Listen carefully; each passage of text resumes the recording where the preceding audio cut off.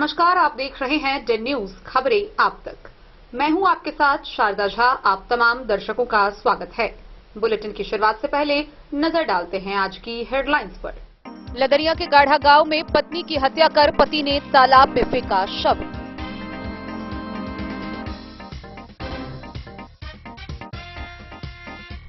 मधुबनी लोकसभा में 52.25 कुल मतदान प्रतिशत के साथ शांतिपूर्ण मतदान संपन्न।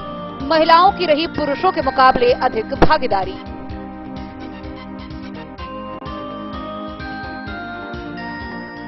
मधुबनी के आरके कॉलेज स्थित स्ट्रांग रूम के बाहर किए गए सुरक्षा के कड़े इंतजाम। केंद्रीय अर्धसैनिक पुलिस बल तैनात।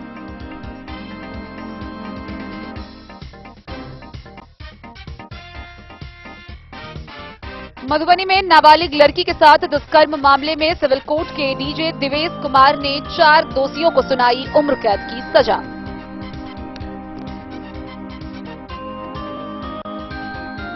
बेनीपट्टी के अरेर थाना क्षेत्र के नवग्वास गांव में तालाब में जहर देकर 13 लाख मूल्य की मछलियों को मारने का मामला आया सामने।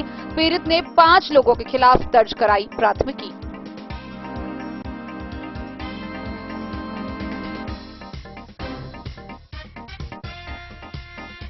मधुबनी उत्पाद विभाग की टीम ने 17 स्थानों पर छापेमारी करते हुए 62 लीटर देसी शराब किया बरामद। 11 व्यक्ति गिरफ्तार।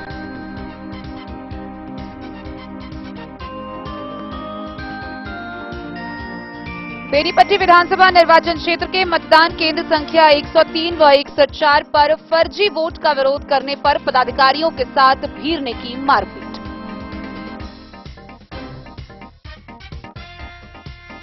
बेजा थाना पुलिस ने नाबालिग लड़की के साथ दुष्कर्म मामले के आरोपी को बकुआ गांव से किया गिरफ्तार।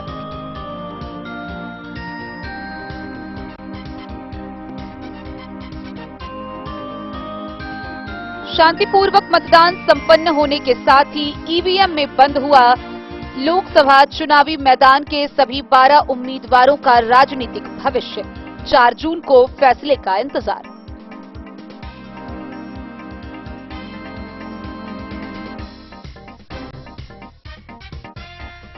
जयनगर में सड़क निर्माण कार्य में कार्य एजेंसी की दिख रही भारी अनियमितता। विभिन्न क्षेत्रों में सड़क बनते ही महीनों बाद हो रहा क्षतिग्रस्त।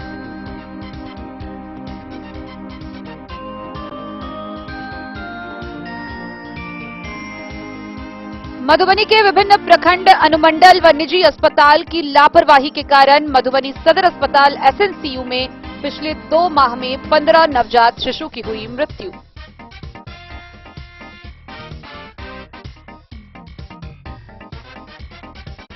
और बेनीपट्टी के कृषि विज्ञान केंद्र चांदपुरा में उर्वरक प्रशिक्षुओं के बीच प्रशिक्षण प्रमाण पत्र वितरण समारोह सह किसान गोष्ठी का हुआ आयोजन।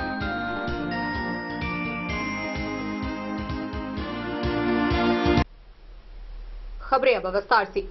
लदनिया थाना क्षेत्र से एक बड़ी खबर सामने आ रही है, जहां गाढ़ा स्थित दुर्गा मंदिर के समीप तालाब से एक महिला का शव बरामद किया गया। गौरतलब हो कि महिला की पहचान अंधराठारी प्रखंड के मरुकिया गांव निवासी कपिल राय की 35 वर्षीय पत्नी आरती देवी के रूप में की गई है। 20 वर्ष पूर्व हुई शादी के कुछ सालों बाद पति पत्नी में अनबन होने की खबर सामने आई है और इसी कारण पति ने अपनी पत्नी की हत्या कर उसके शव को तालाब में फेंक दिया। मौके पर पहुंची पुलिस ने शव को बरामद कर उसे पोस्टमार्टम के लिए मधुबनी सदर अस्पताल भेज दिया है और मामले की कार्रवाई में जुट गई है। लदनिया थाना पुलिस ने क्षेत्र के गाढ़ा गांव स्थित दुर्गा मंदिर के समीप तालाब से मंगलवार की सुबह एक विवाहित महिला का शव बरामद किया, जिसे पोस्टमार्टम के लिए भेज दिया गया है। मामले की तहकीकात करने के बाद पुलिस एसआई सच्चिदानंद सिंह ने बताया कि मृतका गाढ़ा गांव की रहने वाली है, जिसकी शादी लगभग 20 वर्ष पूर्व अंधराठारी थाने के मरुकिया गांव निवासी कपिल राय के साथ हुई थी। 3 बच्चे हैं। बच्चे में शामिल 2 पुत्र और 1 पुत्री है। शादी के कई वर्षों बाद पति और पत्नी के बीच संबंध ठीक नहीं चल रहा था, जिस कारण मारपीट होते रहता था। उधर कुछ माह पहले मृतका आरती देवी अपने ससुराल मरुकिया में घर बनाने के नाम पर लोन ली थी, जिस लोन को समाप्त करने को लेकर वह अपने पति कपिल राय पर दबाव बना रही थी। इसी बीच आरती देवी को अपने मायके गाढ़ा आ जाने के बाद पति भी अपने ससुराल गाढ़ा पहुंचा, जहां सोमवार की रात अपनी पत्नी आरती की गला दबाकर हत्या कर तालाब में फेंक दिया, जहां से पुलिस ने उसका शव बरामद किया। मामले को लेकर मृतका की मां हीरा देवी के द्वारा थाना में प्राथमिकी दर्ज कराई है, जिसमें अपने दामाद कपिल राय और 2-3 अज्ञात शामिल होने की बात बताई। थानाध्यक्ष धनंजय कुमार ने बताया कि मृतका के पति कपिल राय की गिरफ्तारी के लिए छापेमारी जारी है। लदनिया से आशीष चंद्र झा की रिपोर्ट। बीते 20 मई को मधुबनी लोकसभा क्षेत्र में 5वें चरण का चुनाव कड़ी सुरक्षा व्यवस्था के बीच शांतिपूर्ण संपन्न हुआ। मतदाताओं ने बड़े ही उत्साह के साथ अपने बूथों पर पहुंचकर मतदान किया। इस बार भी महिला मतदाताओं की संख्या पुरुषों की अपेक्षा ज्यादा रही। महिला मतदाताओं ने बड़े ही उत्साह के साथ सक्रियता से अपनी भागीदारी निभाई। आइए हम आपको द न्यूज पर दिखाते हैं कि मधुबनी लोकसभा क्षेत्र के अंतर्गत आने वाले सभी विधानसभा क्षेत्रों का क्या रहा मतदान प्रतिशत। लोकसभा आम निर्वाचन 2024 के अवसर पर 6 मधुबनी लोकसभा क्षेत्र में महिला मतदाताओं ने अपने दम पर 2019 लोकसभा के मतदान प्रतिशत के आंकड़ों को छुआ। पुरुषों के मुकाबले महिलाओं का मतदान प्रतिशत काफी अधिक रहा है। मधुबनी संसदीय क्षेत्र में विधानसभावार मतदान प्रतिशत जैसे हरलाखी में पुरुषों के कुल मतदान 74,958, पुरुषों के मतदान का प्रतिशत 47.89%, महिलाओं का कुल मतदान 91,190, 64.47 मतदान प्रतिशत। हरलाखी विधानसभा में कुल मतदान का प्रतिशत 55.76 है। बेनीपट्टी विधानसभा में पुरुषों का कुल मतदान 70,783, मतदान प्रतिशत 43.67, महिलाओं का कुल मतदान 85,032, मतदान प्रतिशत 57.85 एवं बेनीपट्टी विधानसभा में मतदान का कुल प्रतिशत 50.41% है। 20वीं विधानसभा में पुरुषों का कुल मतदान 80,312, पुरुषों के मतदान का प्रतिशत 45.54, महिलाओं का कुल मतदान 94,885 व कुल मतदान प्रतिशत 57.95 है तथा 20वीं विधानसभा के कुल मतदान का प्रतिशत 51.51 है। मधुबनी विधानसभा में पुरुषों का कुल मतदान 90,624 व मतदान प्रतिशत 48.31 है। महिला कुल मतदान 98,530 व 57.61 कुल मतदान प्रतिशत है और इस प्रकार मधुबनी विधानसभा में कुल मतदान प्रतिशत 57.74% है। Bureau report Madhubani. 20 मई को शाम 6 बजे मधुबनी लोकसभा क्षेत्र में चुनाव समाप्ति के बाद सभी उम्मीदवारों के भाग्य का फैसला ईवीएम में बंद हो गया। अब 4 जून को सभी को फैसले का इंतजार है। मधुबनी शहर के आरके कॉलेज स्थित स्ट्रांग रूम के बाहर कड़े सुरक्षा व्यवस्था लगाई गई है। गौरतलब हो कि स्ट्रांग रूम में ईवीएम के जमा होने के बाद कड़ी सुरक्षा व्यवस्था तैनात किए गए हैं। सबसे पहले केंद्रीय अर्धसैनिक पुलिस बल को तैनात किया गया है। इसके बाद बिहार के पैरामिलिट्री फोर्स को तैनात किया गया है। जिला व आसपास के पुलिस बल, पुलिस पदाधिकारी व कर्मियों को प्रतिनियुक्त किया गया है। विभिन्न उम्मीदवार के जनप्रतिनिधियों की भी प्रतिनियुक्ति सुरक्षा के तौर पर की गई है। आइए हम आपको विस्तार से दिखाते हैं ये पूरी खबर। मधुबनी शहर के आरके कॉलेज स्थित स्ट्रांग रूम के बाहर सुरक्षा के कड़े इंतजाम किए गए हैं। स्ट्रांग रूम के पास केंद्रीय अर्धसैनिक पुलिस बल को तैनात किया गया है। इसके बाद बिहार पैरामिलिट्री फोर्स की तैनाती की गई है। कॉलेज के प्रवेश द्वार एवं आसपास जिला पुलिस बल के अधिकारी एवं बड़ी संख्या में पुलिस कर्मियों का पहरा है। जिलाधिकारी अरविंद कुमार वर्मा ने बताया कि मधुबनी लोकसभा एवं झंझारपुर लोकसभा क्षेत्र में मतदान के बाद ईवीएम आरके कॉलेज परिसर स्थित स्ट्रांग रूम में रखा गया है। स्ट्रांग रूम व उसके आसपास कई स्तरों पर सुरक्षा का इंतजाम है। उन्होंने कहा कि प्रत्याशियों को भी स्ट्रांग रूम की निगरानी के लिए प्रतिनिधि नियुक्त करने का ऑप्शन दिया गया है। कुछ प्रत्याशियों ने अपना प्रतिनिधि भी नियुक्त किया है। 24 घंटे वह स्ट्रांग रूम की निगरानी कर सकते हैं। सुरक्षा के लिए ईवीएम हाउस के लिए क्या सब जिला प्रशासन के द्वारा किया गया है? ये बहुत ही दोनों ही लोकसभा निर्वाचन क्षेत्रों में बहुत ही शांतिपूर्ण ढंग से चुनाव संपन्न हुआ और आज मधुबनी लोकसभा की भी स्क्रूटनी थी, सभी अभ्यर्थियों के प्रेजेंस में की गई। सभी मतदान केंद्रों से सही पाया गया, कोई भी मतदान केंद्र रिपोर्ट के लायक नहीं था और सुरक्षा की कड़ी व्यवस्था है। यहाँ पर कुल 4 कार्टून सभी पीएफ की कंपनीज हैं हम लोग के पास और सभी जगह स्ट्रांग रूम में सीसीटीवी लगाए गए हैं और यहाँ पे कंट्रोल रूम हमारा 24 घंटे कार्यरत है। इसके अलावा हम लोगों ने अभ्यर्थियों को या तो वो स्वयं या तो अपने प्रतिनिधि के माध्यम से उनको भी इस कंट्रोल रूम पे और यहाँ पे काउंटिंग सेंटर पे निगरानी रखने के लिए व्यवस्था हम लोग एलोकेट किए हैं। उनको सूचना भी दी है, वो 24 घंटे अपना कोई प्रतिनिधि रख सकते हैं और निगरानी रख सकते हैं। तो इसी तरीके से हम लोग कंट्रोल रूम की सुरक्षा व्यवस्था। मधुबनी से फिरोज आलम की रिपोर्ट।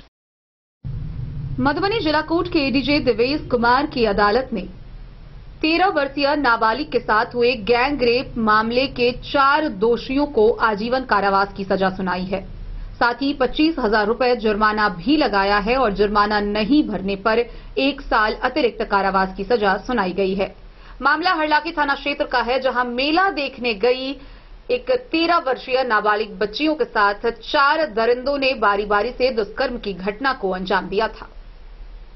मधुबनी में मेला देखने गई 13 वर्ष की नाबालिग के साथ 4 दरिंदों के द्वारा किए गैंगरेप के मामले में मंगलवार को एडीजे जिला कोर्ट के देवेश कुमार की अदालत ने गैंगरेप मामले में 4 दरिंदे को आजीवन कारावास की सजा सुनाई है। मामला हरलाखी थाना क्षेत्र का है, जहां नाबालिग अपने संबंधियों के संग मेला खेलने कसेरा गांव गई थी। इसी बीच इस नाबालिग को शौच लगी। रात के 1:30 बजे शौच करने गई। मेला से कुछ ही दूरी पर मैदान था। इसी बीच नाबालिग को अकेले देख 4 दरिंदों ने जबरन स्कूल के छत पर ले जाकर बारी बारी से उसके साथ दुष्कर्म किया। जिला कोर्ट मधुबनी में दोषी को कड़ी से कड़ी सजा देने को पीड़ित पक्ष से मांग की गई थी, जहां पीड़ित के पक्ष में फैसला आया और मंगलवार को 4 दरिंदों को आजीवन कारावास की सजा सुनाई गई। 25,000 रुपए जुर्माना किया गया और जुर्माना नहीं देने पर साधारण कारावास 1 साल और दिया जाएगा। सरकार के द्वारा 5 लाख राशि की सहायता दी जाएगी। आज एडीजे 7 के यहाँ देवेश कुमार के यहाँ हरलाखी 273/22 एक निर्मम बहुत घटित घटना हुई थी। एक नाबालिग लड़की के साथ जो 16 साल की थी, वो मेला अपने परिजन के साथ देखने गई थी। वहाँ 4 लोग जो उसको स्कूल के बगल में स्कूल का छत था, वहाँ पर ले जाकर गैंगरेप करता है। फिर वो लड़की हल्ला करती है, जिसमें उसके बाद उसके परिजन आते हैं और 4 अभियुक्त गिरफ्तार होता है। उसी केस में आज सारे अभियुक्तों को, 4 अभियुक्त थे, उसको सारे को लोगों को आजीवन सजा हुई है 376D और 4 पॉक्सो एक्ट में। इसमें उसके बाद भी अगर जितना शेष उसका बचेगा शेष करने का, वो भी सजा वो जेल में ही काटेगा। और ये ऐतिहासिक फैसला है। और उसके बाद पीड़िता को 5 लाख रुपया DLSS के द्वारा दिया जाएगा और अभियुक्त के द्वारा हर एक अभियुक्त द्वारा 25-25 हज़ार रुपया जुर्माना भी किया गया है। ये जो सेकेंड मामला जो बता रहे हैं आप, जो उसके प्रतिशोध में किया गया है, उस बारे में जानकारी दीजिए। एक इसी के बहन के साथ भी घटना घटित हुई थी, इसी तरह की घटना घटित हुई थी और उसमें भी सजा बिंदु पर अब 1 तारीख को सुनवाई होना है। वो भी देवेश कुमार के ही कोर्ट में है और हमें लगता है कि उस पीड़िता को भी पूरा न्याय मिलेगा। और परिजन उससे काफ़ी भयभीत थे, उन लोगों को वहाँ से भगाने का पूरा कोशिश किया गया। एक जाति विशेष के लोग थे, समुदाय के लोग थे, उसको काफ़ी प्रताड़ित किया गया। लेकिन उस केस में मैं बता दूं, उस केस में मैंने सिर्फ अपने पावर, मतलब एक प्रोग्रामा होता है वकील का, एक राघवेंद्र जी हैं MSU के, उनके द्वारा ये केस आया और उनके द्वारा बताया गया कि जो बहुत पीड़ित है महिला और काफ़ी घबराई हुई थी, हमारे पास आई, तो हमने उसी समय इसको आश्वासन दिया जो तुमको जीत होगी और सजा मिलेगी। और वो अवसर आज आया है। किस थाना में FIR दर्ज हुआ था? हालांकि 273/22 थाना कांड संख्या है और थाना प्रभारी का भी इसमें अच्छा रोल है। तुरंत कार्रवाई किया गया, 4 अभियुक्त को पकड़ाया गया। इस फैसले से परिजन क्या सोच रहे हैं? नहीं, न्याय मिला है। एक समाज में जो इस तरह की घटना होती है, एक व्यक्ति और एक पीड़िता की बात नहीं है, एक समाज की बात है। इस तरह की नाबालिग लड़की के साथ जो ठीक से कुछ बता भी नहीं पा रही थी, उस समय बहुत पीड़ित थी वो, और उसके साथ इतना मानसिक टॉर्चर किया गया था। एक आप सोच सकते हैं 4 लड़का, एक नाबालिग रात में एक मेला देखने गई है और उसके साथ इतनी बड़ी घटना हो सकती है, तो काफ़ी पीड़ित थी और उसको सजा मिला है तो काफ़ी खुश है। माननीय कोर्ट के द्वारा काफ़ी कड़ा फैसला सुनाया गया है। ये समाज में अच्छा संदेश जाएगा। इस तरह का अगर फैसला होगा तो स्वतः क्राइम रुकेगा। आज इसी तरह के क्राइम मधुबनी में आप देखिएगा, आए दिन ग्राफ कितना बढ़ रहा है। इस तरह की अगर सजा होने लगी तो स्वतः ग्राफ गिरेगा, लोगों में भय का वातावरण उत्पन्न होगा, जो लोग घटना घटित नहीं करेंगे। हमारी माँ बहन रात में निकलती है और इस तरह की घटना किसी के साथ हो तो ये गलत है। सेकंड पार्टी के द्वारा अपील भी किया जा सकता है। हाँ, वो अपील करे और उसको स्वतंत्र है, इसके लिए हमारे यहाँ लोकतंत्र है। हाई कोर्ट जाए, सुप्रीम कोर्ट जाए, माननीय उच्च न्यायालय जाए, उससे कोई फर्क नहीं पड़ता। क्या पीड़ित जो हाई कोर्ट तक लड़ने के लिए तैयार है? पीड़िता सुप्रीम कोर्ट तक जाएगी। उसके लिए हमने बताया आपको कि मैंने सिर्फ पावर का पैसा लेकर उस पर काम किया है, निःशुल्क काम किया है, और सुप्रीम कोर्ट तक हम उसके लिए जाएंगे और निश्चित रूप से इसको न्याय मिलेगा। कोई लगती है क्या? इसकी अपनी बहन लगती है, बड़ी बहन लगती है। इसके साथ हुआ तो फिर उसके बाद इसकी बड़ी बहन के हुआ, उसके बाद ये घटना घटी। इसकी बड़ी बहन के साथ पहले हुआ, जी, इसके बाद ये घटना घटी। उसके क्या स्थिति है? वो भी सजा बिंदु पर 1 तारीख को सजा, उसमें वो भी कंफर्म है कि उसमें भी सजा होगा, उसमें भी हमारी जीत होगी। उसमें कितने लोग अभियुक्त हैं? उसमें भी 5 लोग अभियुक्त हैं। इसमें कितने अभियुक्त हैं? इसमें 4 अभियुक्त हैं। अच्छा, उसमें जो पीड़िता है वो भी नाबालिग है? वो भी नाबालिग है। 17 साल की है, 16 साल की घटना घटित है। 1 साल का दोनों का उम्र का डिफरेंस। जिला कोर्ट के एडीजे 7 दिवेश कुमार की अदालत ने गैंग रेप मामले में 4 अभियुक्तों को सजा सुनाया है। क्या है पूरा मामला? मामला हरलाखी थाना क्षेत्र का है। पीड़िता जो 13 वर्ष की थी, मेला देखने अपनी भतीजी के साथ गई थी कसेरा गांव, जहां से वो रात के 1:30 बजे शौच के लिए निकली, जहां 4 लड़कों ने उसे पकड़कर स्कूल के छत पर ले जाकर उसके साथ बारी बारी से बलात्कार किया।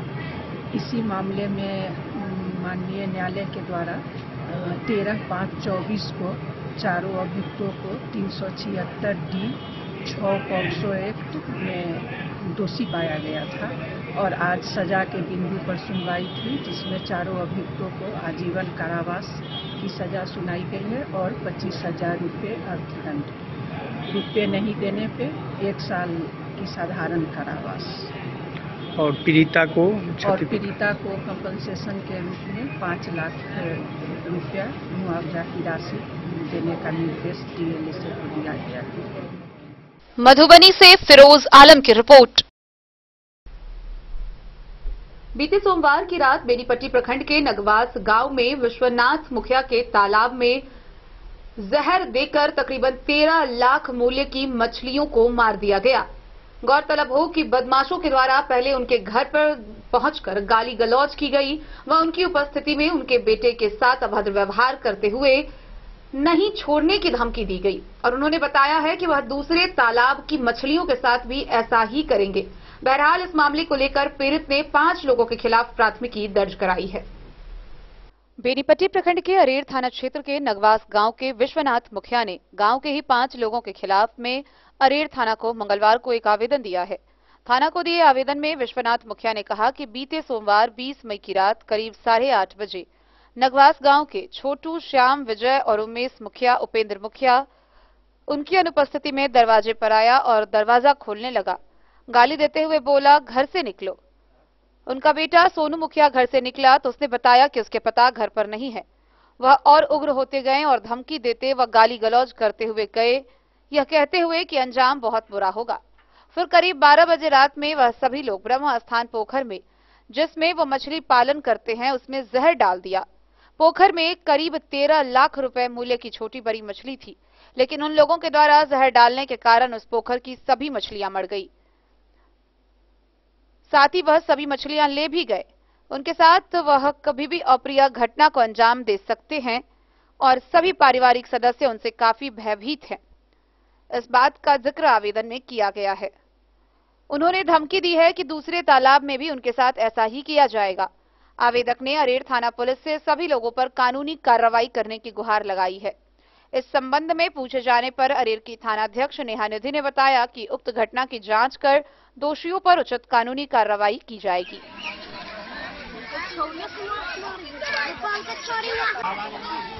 नाम बताइए ना अपना। विश्वनाथ मुखिया।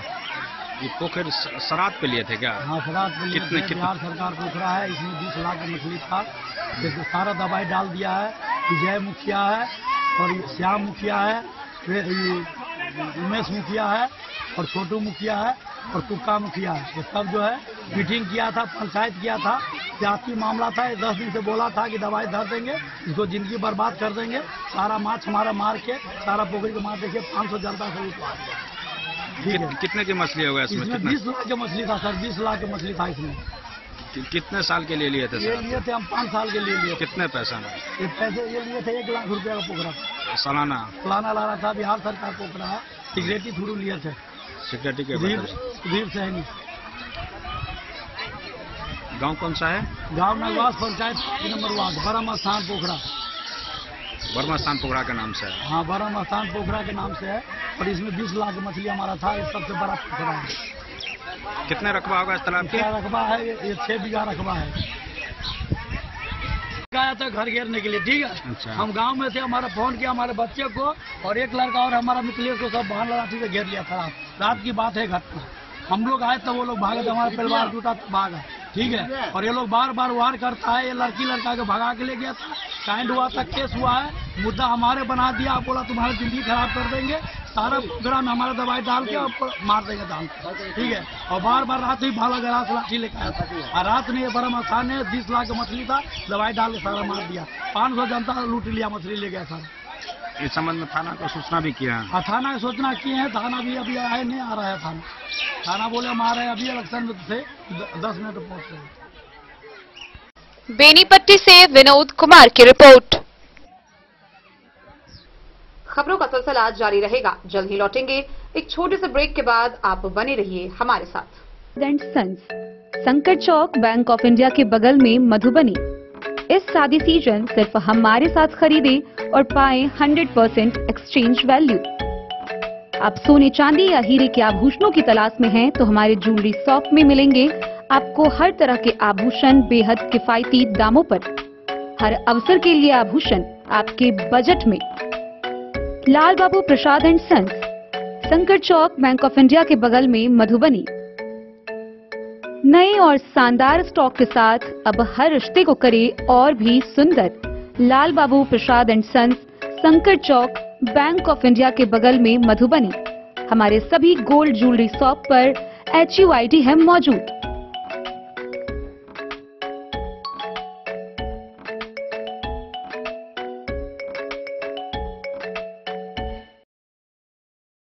ट्रेंड के इस जमाने में क्या आप भी चाहते हैं स्टाइलिश और फैशनेबल कपड़े? क्या आप अपने लुक को अपग्रेड करना चाहते हैं? अगर हाँ, तो आज ही आएं Bombay fashion readymade sari showroom. हमारे पास पुरुषों, महिलाओं और बच्चों के लिए है नए से नए फैशन ट्रेंड में कपड़े और एक्सेसरीज का लार्ज कलेक्शन। आपके बजट और हर अवसर के लिए खास। चाहे काम के लिए हो नए आउटफिट की तलाश, या पार्टी के लिए ड्रेस, या किसी खास अवसर के लिए सूट, सलवार और साड़ी, हमारे पास है हर एक ब्रांड। क्रिम्सन क्लब, मुफ्ती, टर्टल और किलर के SIS स्टोर्स। इसके अलावा रेमंड, स्पार्की, जॉकी, लक्ष्मीपति, मान्यवर, ब्लैकबेरी, नवाब पार्कर जैसे बड़े ब्रांड। तो देर किस बात की, आज ही आए बॉम्बे फैशन साड़ी एवं रेडीमेड शोरूम। हमारा पता है महिला कॉलेज रोड, मधुबनी।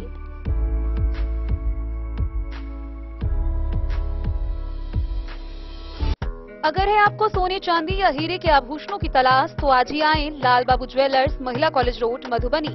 मिथिलांचल में 100 वर्ष से अधिक की विरासत और आपकी सेवा में हर आभूषण पर हॉलमार्क उपलब्ध है।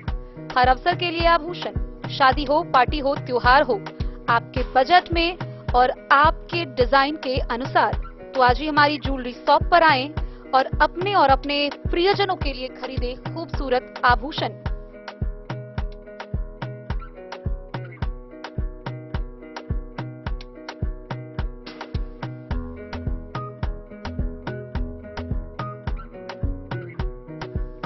हार, चूड़ियां, अंगूठियां, झुमके, मंगलसूत्र और बहुत कुछ है शामिल, वो भी किफायती दामों में। मधुबनी में सबसे कम मेकिंग चार्ज पर। लाल बाबू ज्वेलर्स, महिला कॉलेज रोड, मधुबनी।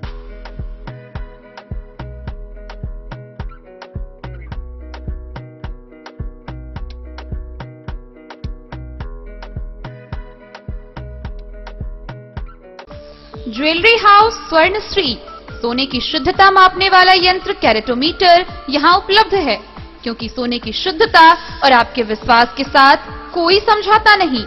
रत्न, सोना व चांदी के हर तरह के आभूषणों के लिए एक बार अवश्य आएं। लाइट वेट व बेहतरीन कारीगरी वाले गहनों का अनूठा संगम। आपका भरोसा ही है हमारी पूंजी। बिना किसी मिलावट व पूरी शुद्धता के साथ हॉलमार्क गहने आपको देना हमारा परम कर्तव्य।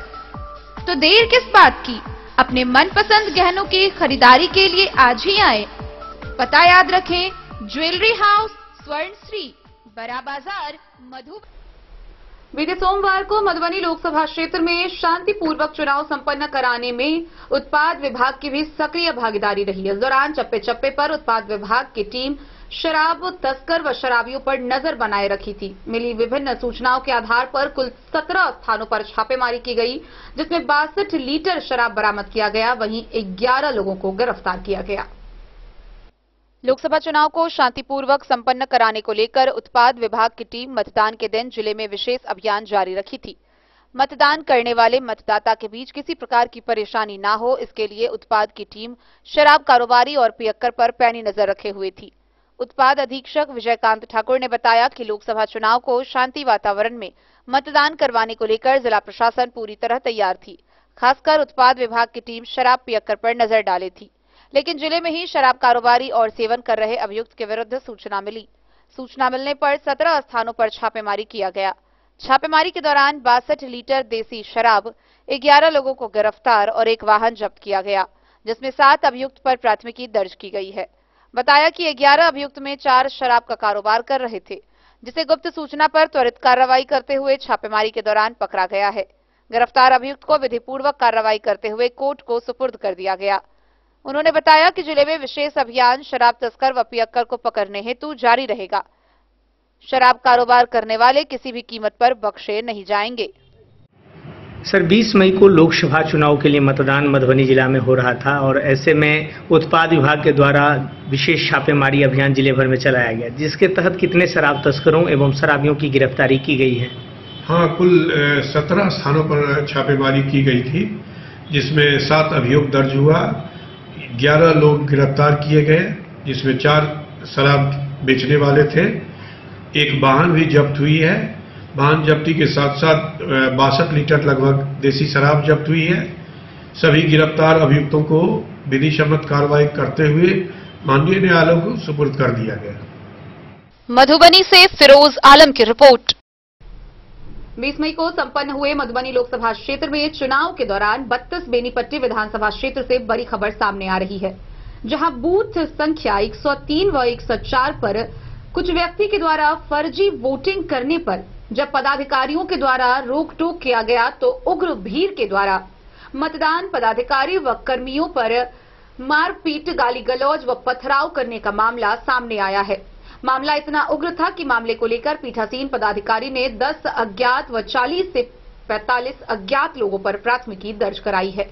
आइए हम आपको विस्तार से दिखाते हैं ये पूरी खबर।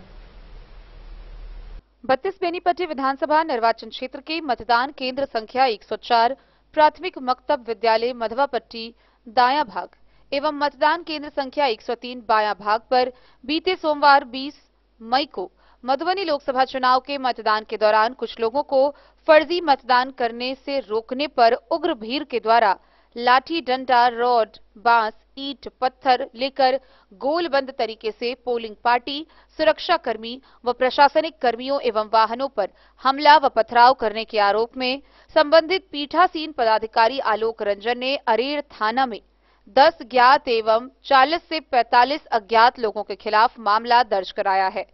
थाना में संबंधित बूथ के पीठासीन पदाधिकारी की ओर से दर्ज प्राथमिकी में मधवापट्टी गांव के मोहम्मद शान, मोहम्मद जुल्फकार, नदीम, अहमद, जहांगीर, अरमान, हैदर, नौशाद, असगर, मुमताज एवं 40-45 अज्ञात महिला पुरुष को आरोपी बनाया गया है। दर्ज प्राथमिकी में संबंधित बूथ के पीठासीन पदाधिकारी ने आरोप लगाया है कि मतदान के दिन शाम के करीब 5:30 पर कुछ असामाजिक तत्वों द्वारा दूसरे व्यक्तियों के बदले में मतदान करने की कोशिश की जाने लगी, जिन्हें पोलिंग एजेंट के द्वारा पहचान लिया गया एवं मतदान करने से रोका गया। इसी बात पर काफी भीड़ इकट्ठा हो गई एवं भीड़ के द्वारा पोलिंग बूथ 103 प्राथमिक मकतब मधवापट्टी बायां भाग व पोलिंग बूथ 104 दायां भाग पर तैनात कर्मियों के साथ बदतमीजी व गाली गलौज करते हुए पथराव किया जाने लगा। साथ ही प्रशासन का बहिष्कार किए जाने लगा। उनके द्वारा इस बात की सूचना वरीय पदाधिकारी को दी गई। कुछ ही देर में प्रशासन ने भारी संख्या में अपने बलों के साथ घटनास्थल पर पहुंची, जिसकी पहल व हस्तक्षेप से भीड़ को नियंत्रित कर मतदान को संपन्न कराया गया। मतदान संपन्न होने पर ईवीएम मशीन को सुरक्षित घटनास्थल से निकाला जाने लगा। तभी पुनः कुछ असामाजिक तत्वों, जिनकी पहचान उल्लिखित आरोपियों के रूप में की गई, वह उग्र हो गए।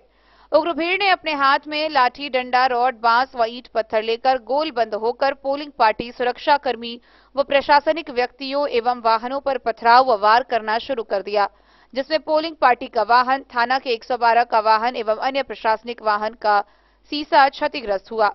इस घटनाक्रम में पोलिंग पार्टी एवं प्रशासन दोनों को हल्की फुल्की चोटें भी लगी। इसी तरह से जानमाल की रक्षा करते हुए वे सभी लोग ईवीएम मशीन लेकर सुरक्षित घटनास्थल से निकले में सफल हुए। इस संबंध में अरेर के थानाध्यक्ष नेहा निधि ने बताया कि थाना में पुलिस ने पीठासीन पदाधिकारी के बयान पर एक कांड अंकित कर आरोपी बनाए गए ज्ञात एवं अज्ञात लोगों की गिरफ्तारी के लिए छापेमारी शुरू कर दी है। बेनीपट्टी से विनोद कुमार की रिपोर्ट। भेजा थाना की पुलिस ने एक नाबालिग लड़की से दुष्कर्म मामले के एक आरोपी को गिरफ्तार किया है। आरोपी को बकुआ गांव से गिरफ्तार किया गया है। इस बात की जानकारी थानाध्यक्ष सूरज कुमार ने दी। भेजा थाना पुलिस ने थाना में दर्ज नाबालिग लड़की के साथ दुष्कर्म मामले के आरोपी बकुआ गांव के भेलाही टोला निवासी दशई यादव को गिरफ्तार किया। आरोपी की गिरफ्तारी कांड अनुसंधान थाना के एएसआई राजकुमार सिंह ने भेजा कोसी बांध स्थित भेजा चौक से किया। थानाध्यक्ष सूरज कुमार ने बताया कि गिरफ्तार आरोपी को न्यायिक हिरासत में भेज दिया गया है। बोले द न्यूज के लिए मधेपुर से अबू सलीम की रिपोर्ट।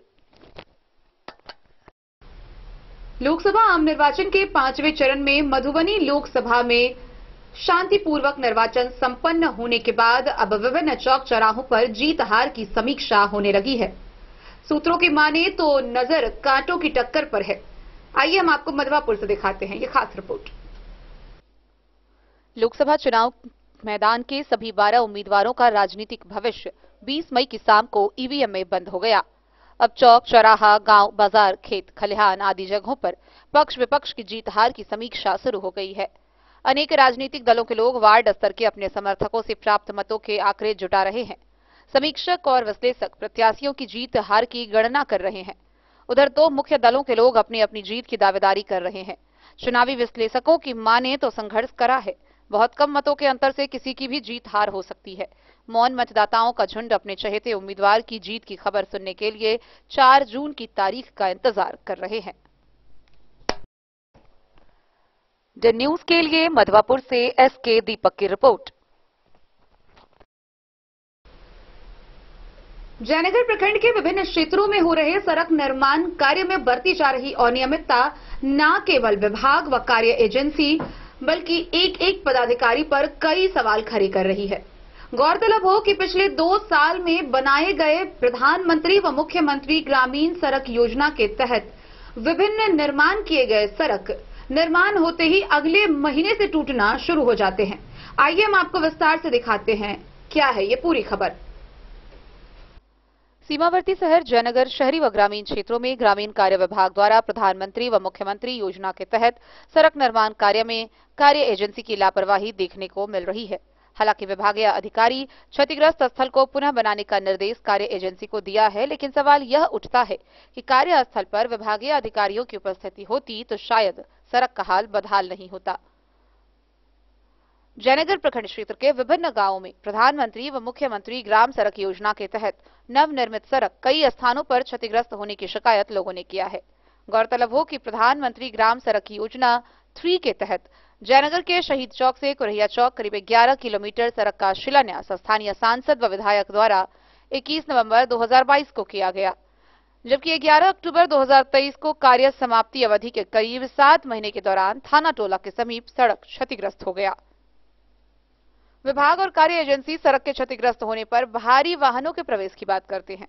स्थानीय लोगों ने सड़क निर्माण में उपयोग होने वाले सामग्री की गुणवत्ता पर सवाल उठाए हैं। इसी तरह दुल्लीपट्टी गांव के NH 527B से डिहवार स्थान तक जाने वाली मुख्यमंत्री ग्राम संपर्क योजना के तहत सड़क बनने के साथ कुछ ही महीनों बाद क्षतिग्रस्त हो गया। प्रखंड के देवधा दक्षिणी पंचायत के उसराही NH 227 से सूर्याही गांव तक जाने वाले MR योजना के तहत करीब 5 किलोमीटर सड़क निर्माण के साथ ही कई स्थानों पर क्षतिग्रस्त हो गया है। इस सड़क को कार्य एजेंसी द्वारा जनवरी 22 में कार्य समापन व मुख्यमंत्री नीतीश कुमार द्वारा जून 2023 में वीडियो कॉन्फ्रेंसिंग के माध्यम से उद्घाटन किया था। प्रखंड के विभिन्न पंचायतों में प्रधानमंत्री व मुख्यमंत्री योजना के तहत बने अधिकांश सड़कों का हाल बनने के बाद बदहाल देखा जा रहा है। स्थानीय लोगों की माने तो कार्यस्थल पर विभागीय अधिकारियों की अनुपस्थिति का नतीजा है कि सड़क बनने के साथ क्षतिग्रस्त होने का सिलसिला जारी रहता है। ऐसे मामलों में विभाग द्वारा क्षतिपूर्ति के तहत कार्य कराया जाता है। इस संदर्भ में पूछे जाने पर ग्रामीण कार्य विभाग जयनगर के सहायक अभियंता रंजन कुमार ने बताया, जो सड़क क्षतिग्रस्त हुआ है कॉन्ट्रैक्ट को बनाने का निर्देश दिया गया है। कार्यस्थल पर विभाग के अधिकारियों की उपस्थिति होती है। डेन न्यूज के लिए जयनगर से मोहम्मद अली की रिपोर्ट। खबरों का सिलसिला जारी रहेगा, जल्द ही लौटेंगे एक छोटे से ब्रेक के बाद। आप बने रहिए हमारे साथ। होटल गोकुल राज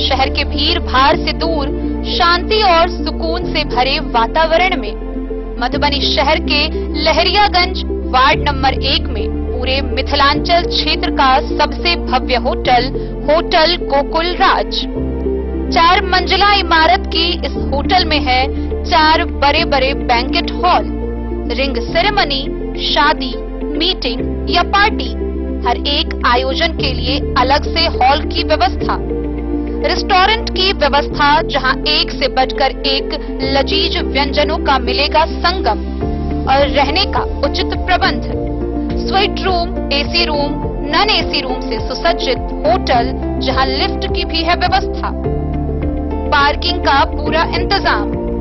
तो आइए और इस जिंदगी में खुशियों से भरी यादें शामिल करिए। होटल गोकुल राज मधुबनी में आप लोगों का स्वागत है। होटल गोकुल राज Lahariaganj ward number 1 Madhubani.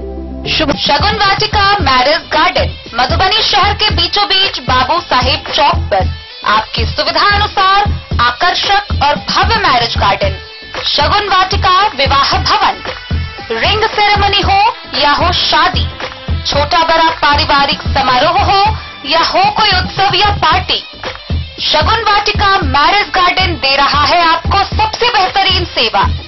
Booking के लिए संपर्क करें गणपति टेंट हाउस, पुराना LIC कैंपस, खादी भंडार मधुबनी। संपर्क सूत्र 7903625254। विवेकानंद मिशन विद्यापीठ शिक्षा के क्षेत्र में एक नया आयाम अब छोटे बच्चों के लिए भी आधुनिक सुविधाओं के साथ उपलब्ध। विवेकानंद मिशन विद्यापीठ जूनियर, जहां क्लास प्री नर्सरी से 5th स्टैंडर्ड तक के बच्चों का एडमिशन प्रारंभ है। अगर आप भी चाहते हैं अपने बच्चों का शिक्षा के क्षेत्र में बेहतर विकास, तो विवेकानंद मिशन विद्यापीठ जूनियर है आपके लिए तैयार। 2.5 से 10 वर्षों के बच्चों के लिए आपको मिलेगा आधुनिक सुविधाओं के साथ एक बेहतर शिक्षा का माहौल। CBSE बेस्ड करिकुलम सिलेबस के साथ साथ स्टूडेंट्स होंगे art and craft, game and sports और कल्चरल एक्टिविटीज में अव्वल। इंग्लिश मीडियम के माहौल के बीच स्टूडेंट्स बनेंगे स्मार्ट, जहां किताबी ज्ञान के साथ साथ हर क्षेत्र में स्टूडेंट्स होंगे अवेयर। हॉबीज और इंटरेस्ट को मिलेगी प्राथमिकता। तो आइए और अपने बच्चों के बेहतर भविष्य के लिए आज ही नामांकन करवाइए। Vivekananda mission Vidyapeeth junior. हमारा पता है तिरहुत कॉलोनी, नगर परिषद, main road, ward number 21, Madhubani.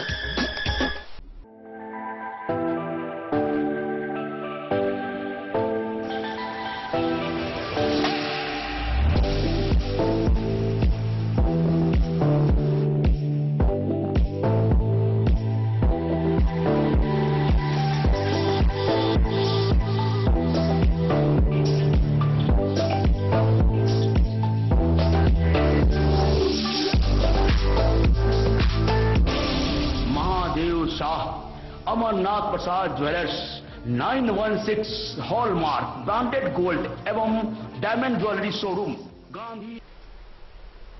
Madhubani सदर अस्पताल के एसएनसीयू में पिछले 2 माह में तकरीबन 15 नवजात शिशुओं की मृत्यु हुई है। हालांकि लापरवाही का मामला प्रखंड स्तरीय व अनुमंडल स्तर से भी आता है, जहां विभिन्न पीएचसी व सीएचसी में दिक्कतें नहीं संभलने पर मधुबनी सदर अस्पताल रेफर कर दिया जाता है और जब तक बच्चे पहुंचते हैं उनकी मृत्यु हो जाती है। हालांकि दिक्कत पीएचसी व सीएचसी में भी है, क्योंकि वहां सदर अस्पताल के इतनी सुविधा मुहैया नहीं कराई गई है। आइए हम आपको दिखाते हैं ये खास रिपोर्ट। एसएनसीयू में पिछले 2 माह में 15 नवजात शिशु की मृत्यु हुई है।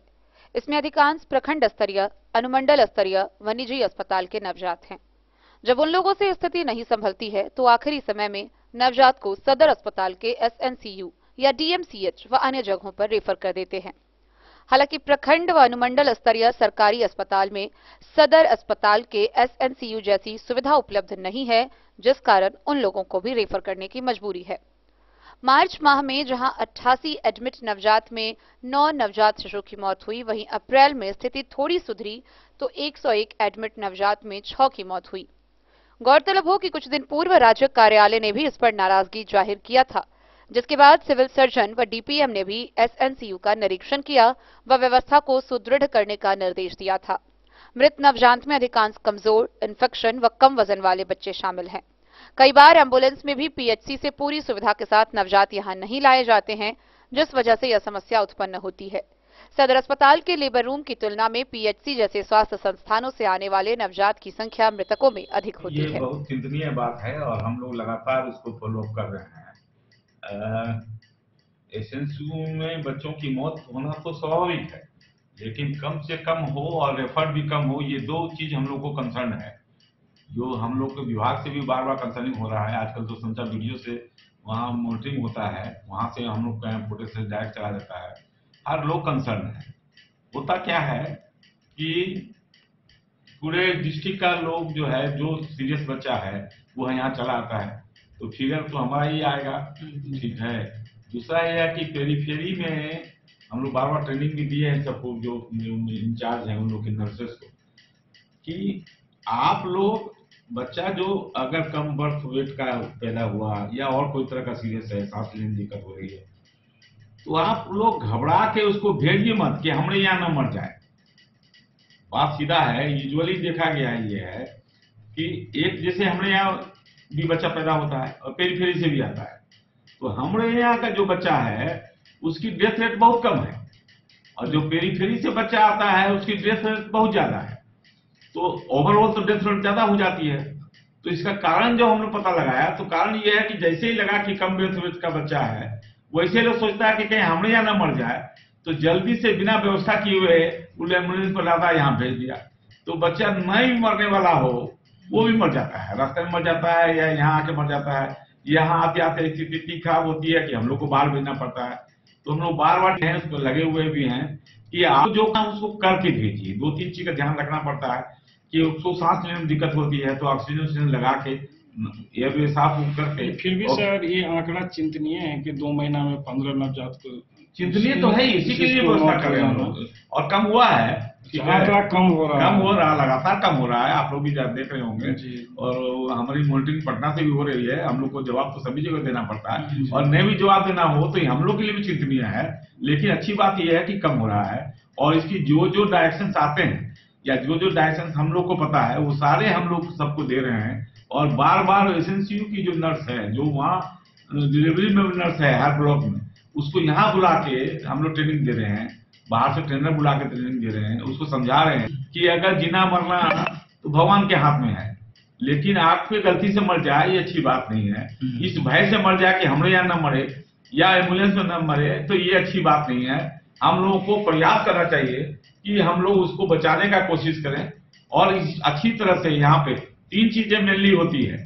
लो बर्थ वेट के बच्चे में सांस लेने में दिक्कत होती है, उसका टेम्परेचर जो है कम हो जाता है, तो उसको जो है, तो हम लोग को इसको डायरेक्शन पूरा है कि पहले तो उसको साफ सुथरा करके उसका एयरवे चालू करें, ऑक्सीजन लगाएं, और अच्छी से उसको स्टेबलाइज करके ऑक्सीजन लगा के और कपड़े में अच्छी से लपेट के ताकि उसका टेम्परेचर बना रहे, तब एम्बुलेंस में भेजें, ठीक है, ताकि यहाँ पर अच्छी से पहुंच जाए। तो यहाँ तो हम लोग संभाल ही लेते हैं। तो ये लोग जल्दबाजी में जो भेजते हैं, बाहर से आने वाले बच्चों की मौत, उमस से ज्यादा नुकसानदेह हीट वेव का है, ठीक है। अच्छी बात है, यहाँ पे दोनों इलेक्शन के दिन जो है मौसम अच्छा हो गया, तो हीट वेव के जो वहाँ लाइन में या हम लोग सब बूथ जाके देखे थे, तो बहुत कम केसेस रहा है। उमस से ज्यादा परेशानी नहीं है। क्या सब सावधानी पहली बात यह है कि जरूरत पड़ने पर ही घर से बाहर निकले, खासकर पीक आवर में, और खाली पेट न निकले। सूती कपड़े पहने, ढीले डाले कपड़े पहने, चटकदार कपड़े नहीं पहने, माथे पर छाता रखे, तौलिया रखे, और पानी न प्यास लगने पर भी भर पेट पीते रहे, तो इतना ही काफी है। मधुबनी से फिरोज आलम की रिपोर्ट। बेनीपट्टी प्रखंड के बसैठ चांदपुरा स्थित कृषि विज्ञान केंद्र में किसान गोष्ठी का आयोजन किया गया। इस दौरान तकरीबन 70 उर्वरक प्रशिक्षुओं के बीच प्रमाण पत्र वितरण भी किए गए। बेनीपट्टी प्रखंड के बसैठ चांदपुरा स्थित कृषि विज्ञान केंद्र के सभागार में मंगलवार को कृषि के विकास, कृषि के आधुनिक तकनीकी में प्रसारण, फसलों के उत्पादन बढ़ाने एवं कृषकों को आर्थिक समुन्नत के लिए कृषि विकास संगोष्ठी सह उर्वरक प्रशिक्षण प्रमाण पत्र वितरण समारोह का आयोजन किया गया। कार्यक्रम का शुभारंभ सरस्वती वंदना एवं शिक्षा न्यासी सह संस्थान के अध्यक्ष डॉक्टर संत कुमार चौधरी समेत अन्य लोगों के द्वारा दीप प्रज्वलित कर किया गया। इस दौरान डॉक्टर चौधरी ने कहा कि भारत एक कृषि प्रधान देश है। यहाँ के करीब 80% लोग कृषि पर ही आधारित हैं। कृषि के विकास से ही कृषक समुन्नत होंगे। साथ ही हरी खाद की फसल, जैविक खाद, प्राकृतिक खेती, दुधारू धन पशुओं की बढ़ोतरी, वर्मी कंपोस्ट, मशरूम उत्पादन, मधुमक्खी पालन, बकरी पालन, मछली पालन की उन्नत तकनीक को अपनाकर विभिन्न जानकारियां दी गई। वहीं इसके मद्देनजर समेकित पोषक तत्व प्रबंधन के अलावे मिथिला पेंटिंग का प्रशिक्षण आदि विषय पर 15 दिवसीय प्रशिक्षण कार्यक्रम भी इस संस्थान के द्वारा चलाया जाता है। कार्यक्रम के अंत में 70 उर्वरक प्रशिक्षुओं के बीच प्रशिक्षण प्रमाण पत्र का वितरण डॉक्टर चौधरी के हाथों किया गया। मौके पर वैज्ञानिक राकेश सिंह यादव, विकल कुमार, डॉक्टर देवेंद्र कुशवाहा, प्रोफेसर दुर्गेश पांडे, विकास ठाकुर, वीरेंद्र कुमार समेत कई लोग मौजूद थे। स्कूल में जाय छलो तखन हमरा याद है हमर बाबा ई सब खेती करबै छला। गौनी, सामा, कोदो, रामदाना, मरुआ और एकर सबहक जे प्राइस थे, मूल्य छै, धान गहूम से कतौ 10 गुनी ज्यादा छै तो कतौ 50 गुनी ज्यादा छै। आई मरुआ अमेरिका में 2-2 हजार रुपए किलो बिकाई है। चाउर कतौ नहीं सुनने है जो 200 रुपया से ऊपर चाउर बिके थे, बढ़िया से बढ़िया चाउर। गहूम कतौ अहाँ के 100 रुपये किलो नहीं बिका सके। फेर से आकर्षण बढ़ले, अहाँ सुनने हैं वो सब महान था। उनका सबके कहल एक एक शब्द अमृत के समान है। एक एक शब्द के अनेकों अर्थ है। हमर के पूर्वज कहे छला उत्तम खेती, मध्यम मान, निखित चाकरी, भीख निदान। खेती बाड़ी सबसे उत्तम काज है। एकर बाद अगर ककरो स्थान है तो स्वरोजगार यानी कि वाणिज्य। वाणिज्य के मतलब है स्वरोजगार। लिखित चाकरी यानी दुनू में जो सक्सेस नहीं हो सके तखने नौकरी के तरफ आकर्षित हो। और भीख के कहल गेलिए जहां की अहाँ के पास कोनो मीटिंग चले साधन नहीं रह जाए तखने भीख मानल जाए। खेती के तरफ पहले लोग के बड़ा आकर्षण रहे, बीच में कुछ कम ले। बेनीपट्टी से विनोद कुमार की रिपोर्ट। मधुबनी शहर से सटे राजनगर प्रखंड क्षेत्र के नवटोली में एक बार फिर चोरी की घटना को अंजाम देने का प्रयास किया गया। हालांकि चोरों के द्वारा केवल मंदिर का ताला ही तोड़ा गया और उनका प्रयास असफल रहा। अब जरूरत है कि मधुबनी व राजनगर थाना की पुलिस इन क्षेत्रों में गश्ती तेज कर दे, क्योंकि यहां आए दिन चोरी की यह घटना होती रहती है। मधुबनी शहर से सटे राजनगर थाना क्षेत्र अंतर्गत नवटोली गांव में आए दिन चोरी की घटना होती रहती है। ताजा मामला गांव स्थित हनुमान मंदिर के ताला तोड़ने का है।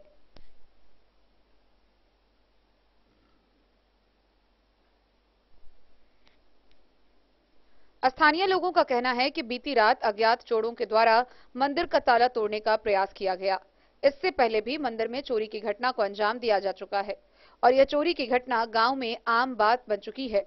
4 दिन पूर्व भी मंदिर के पीछे एक घर के आंगन से चोर के द्वारा साइकिल की चोरी कर ली गई और यह चोरी की घटना को अंजाम देने वाला कोई और नहीं बल्कि गांव का ही कुछ असामाजिक तत्व है। कई बार इनका वीडियो कैमरे में कैद हो चुका है, लेकिन उन लोगों को इसका कोई भय नहीं है। साथ ही स्थानीय लोगों ने राजनगर थाना और मधुबनी नगर थाना से अपील की कि वह अपनी गश्ती गांव में तेज कर दे। डेन न्यूज के लिए सोनू कुमार की रिपोर्ट। बीते सोमवार को वैदेही कला परिषद में मासिक संगीत कार्यक्रम का आयोजन हुआ। इस दौरान पहुंचे विभिन्न कलाकारों ने एक से बढ़कर एक प्रस्तुति दी। वैदेही कला परिषद का मासिक कार्यक्रम बीते 20 मई को बड़ी धूमधाम से आयोजित हुआ। कार्यक्रम का प्रारंभ आशुतोष मिश्र के तबला वादन से हुआ, जिनके साथ वैष्णवी मिश्रा ने हारमोनियम पर संगत की। उसके बाद वैष्णवी मिश्रा ने राग हमीर तथा गजल गाकर खूब तालियां बटोरी। कार्यक्रम के मध्य में बाल कलाकार अंश मिश्र ने, स्नेहा कुमारी ने, चांदनी कुमारी व डॉली सिंह ने विभिन्न गीतों की प्रस्तुति से सबका मन मोह लिया। कार्यक्रम के अंतिम चरण में मिथिलांचल के सुप्रसिद्ध कलाकार चंदन सिंह और सुभाष राय ने हिंदी सदाबहार गानों से सभी को भाव विभोर कर दिया। अर्चना कुमारी तथा आर्यन झा के द्वारा प्रस्तुति दी गई। वहीं बनारस से आए कलाकार सर्वोत्तम मिश्र ने सितार वादन किया। उनके साथ 2 संगत कलाकार धीरज मिश्र तथा आशुतोष मिश्र ने तबला पर संगत करके अनोखा दृश्य प्रस्तुत किया। कार्यक्रम की अध्यक्षता भोलानंद झा ने की। कार्यक्रम के दौरान उदय जायसवाल, भुवन भूषण, वेदानंद शाह, उमेश मिश्रा, रेवती रमन झा, अर्चना कुमारी, कुमारी पूजा, रत्ना देवी, नीलम झा समेत कई लोग उपस्थित थे।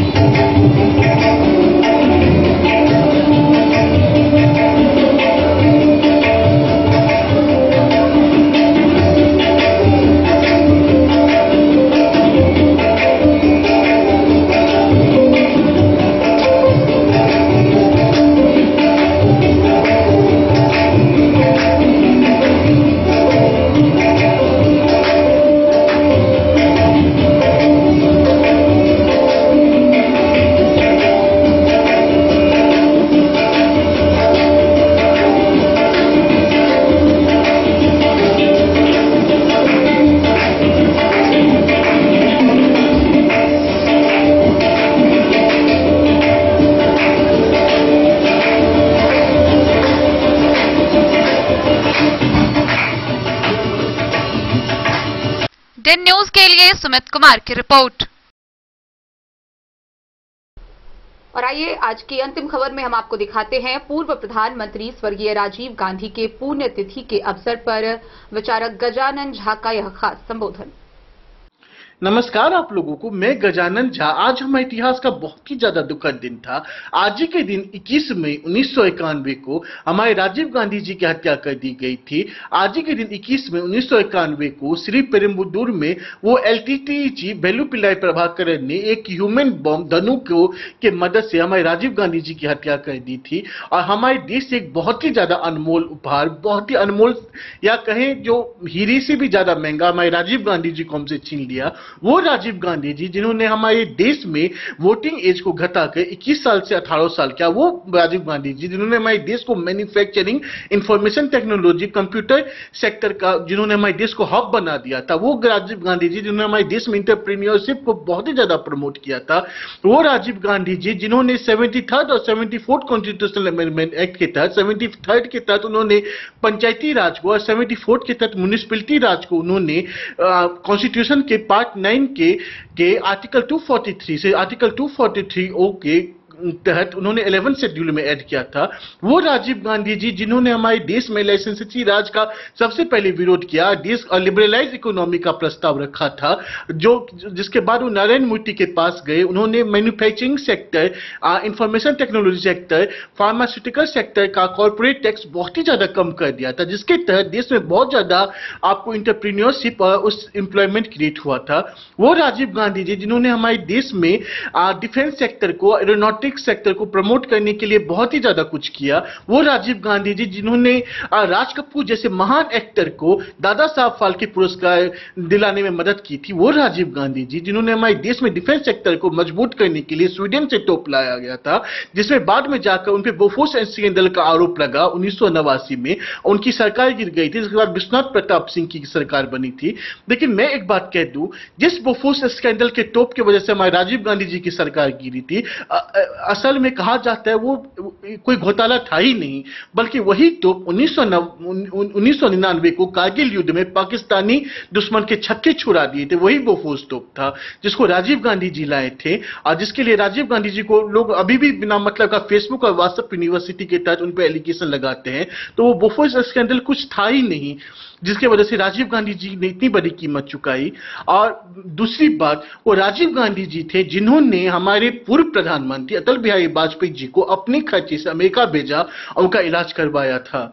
मैं गजानन झा राजीव गांधी जी और कांग्रेस का बहुत बड़ा भक्त हूं। अगर मैं कांग्रेस की मतलब उनकी जो देश के लिए उन्होंने किया उसको गिनाने लगूं तो लगता है वीडियो बहुत ही ज्यादा लंबा चला जाएगा। वो चाहे नेहरू साहब हो, चाहे इंदिरा गांधी जी हो, चाहे राजीव गांधी जी हो, उन्होंने देश के लिए अपना जान, अपना सर्वस्व निछावर कर दिया। मैं गजानन झा राजीव गांधी जी को पूरे देश के तहत से सच नमन करता हूं और कांग्रेस को एक big salute for Congress. Bureau report Madhubani. तो आज के इस बुलेटिन में फिलहाल इतना ही। कल फिर हाजिर होंगे नई खबरों के साथ। तब तक दीजिए पूरी टीम को इजाजत और मधुबनी की हर छोटी बड़ी खबरों के लिए देखते रहिए डेन न्यूज, खबरें आप तक। नमस्कार।